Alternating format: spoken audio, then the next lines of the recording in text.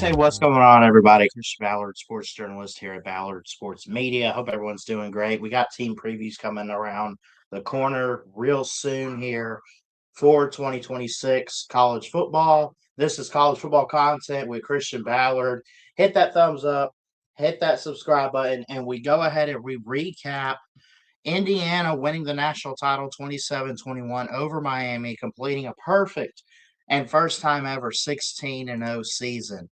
It wasn't that long ago that we talked about Clemson winning the national title over Alabama, being the first 15-0 team in the modern era, the first one since like the early 1900s. I think it was like Yale or somebody was able to do it.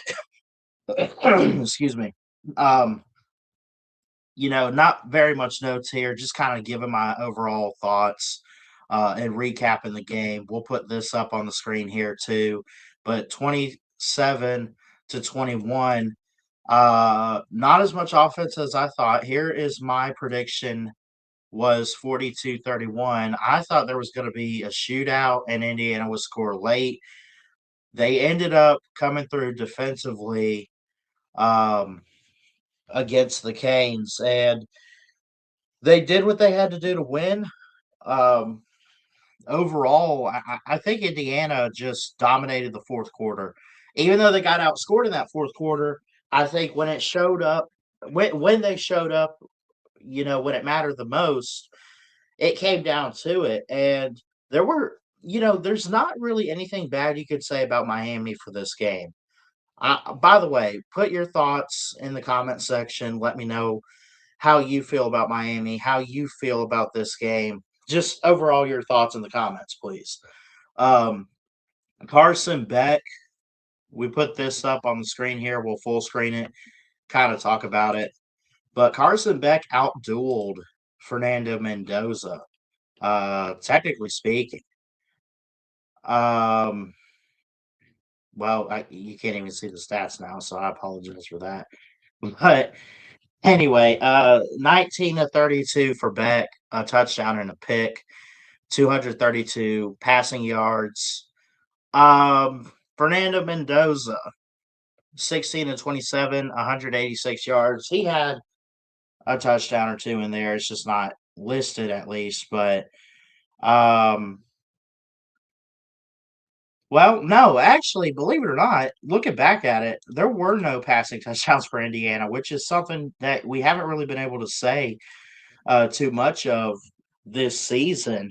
You had a blocked punt, which I freaking love special teams there in the third quarter. Right there at the goal line, Isaiah Jones blocks it, picks it up, and scores with about 5 minutes to go in the third. That was after they had missed a drive, and Mark Fletcher, one of the Miami touchdowns in the third, really the lone one in the third. They got shut out in the first half, scored two in the fourth quarter. Mark Fletcher really to get things going for Miami to put them on the board, 57-yard run on a two-play drive, just dominated the line of scrimmage on that one. I thought, both lines of scrimmage, both lines looked pretty good throughout the game. There just wasn't really much scoring. This was a game where you kind of looked at it and said that, you know, I I don't want to say it was going to be a game where whoever has the ball last is going to win. That wasn't necessarily the case. I think whoever could hold on to the football the longest and eat up the clock and the drives, and then also just dominate the lines of scrimmage, I thought was going to win the game. That's what I thought. And that's what it seemed like too in this one. Time of possession, though, does go in favor of Indiana. So they held on to the ball the longest with 36 minutes, 24 seconds. Part of this game, I think penalties kind of killed Miami. They only had two more than Indiana, but 7 for 60 yards. That is not very good. Indiana was able to get more first downs. They didn't turn the ball over at all. They only had 5 penalties. They were 6 of 16 on third down. They converted 2 fourth down plays to keep drives alive. and they held on time of possession with 36 minutes. So they just dominated the box score. They dominated the fourth quarter outside of getting outscored 14-10 there, but to show up defensively late and get a critical stop, I think was very important. So, I look at this game here and what a season we've had in college football this year to have Indiana, freaking Indiana on top. I'm not here to dog on them, but let's just call it what it is. They're at like 4-3. I think I saw 4.38 is their win percentage. They're not way down there, but they are below 500. They are just not a football school. They are basketball. They are what does the Big Ten have? Are they baseball, hockey? I don't know, but they're just not prone to football. But Kurt Signetti comes in from James Madison. He brings in Mendoza from the portal, from Cal, and the guy wins a freaking Heisman.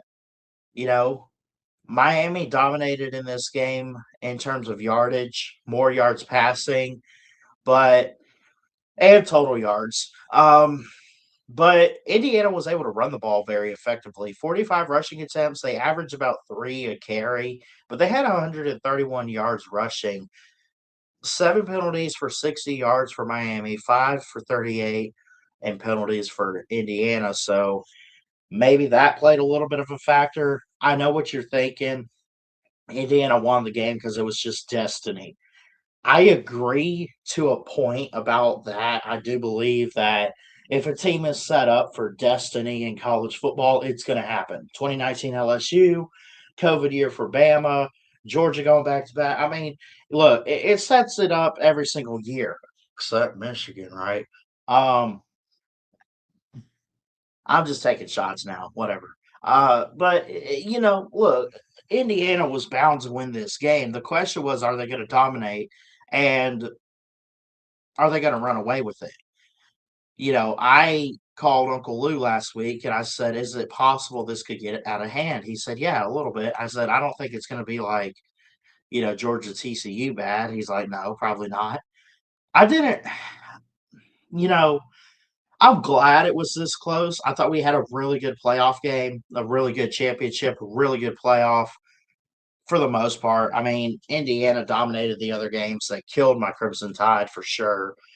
But then they get to this natty, and I'm gonna be honest, I thought they were gonna dog walk Miami. I really did. And that was not the case. That was definitely not the case. So, but you guys let me know in the comments what you guys think of this game. Again, Heisman winner Fernando Mendoza, 186 passing, 16 of 27, no passing touchdowns. Had some runs though, had some turnovers defensively for the Hoosiers. Malachi Tony, the lone touchdown pass from Carson Beck, who had a spectacular game, 19 to 32, a pick, a touchdown, 232 yards, outdueled the Heisman Trophy winner. He looked great. What's next for both of these teams? A lot of guys going to the NFL draft. We'll talk about that coming up in March and April as we get close to that, and we'll look at some prospects, hopefully. Omar Cooper Jr. was the wide receiver for Indiana last night, 71 receiving off 5 receptions. Did not really find the end zone unless it's just not showing that here. But I don't think he really found the end zone at any point in this game. But defense wins championships, and when it mattered the most, you saw that step up for the Hoosiers. Did I say the Hoosiers? I meant the Hoosiers. Yeah, yeah. Had to do it one time though. One time. Not an Indiana fan, not a hater either. I never like they've always just been an afterthought. Like they're in the Big Ten, but they've never dominated anything in this sport. They've always been good in like basketball or whatever, right? They went back to back in the 70s and stuff and had some national titles and did all that good stuff, but completing a perfect 16-0 season in a 12-team bracket, Indiana winning the national title over Miami 27-21. They finish the job. They get it done. They will be the defending champs next year with head coach Kurt Signetti. Do they get back? Let me know in the comments. We'll preview them soon. Look at their schedule. Look at what they have coming back. I think they got the younger Mendoza, if anything, Alberto. We'll see if he's anything like his brother. And if he is, I'd watch out for Indiana just a little bit. They're going to lose some key pieces, kind of like a 2019, 2020 Alabama. Maybe they knock on the door a little bit next year in the playoffs, but overall, you cannot take away last night. You cannot take away 2025 from the state of Indiana. You just cannot do that. 27-21 game is officially in the books. Love and appreciate you guys for all the love and support this football season. Jesus loves you.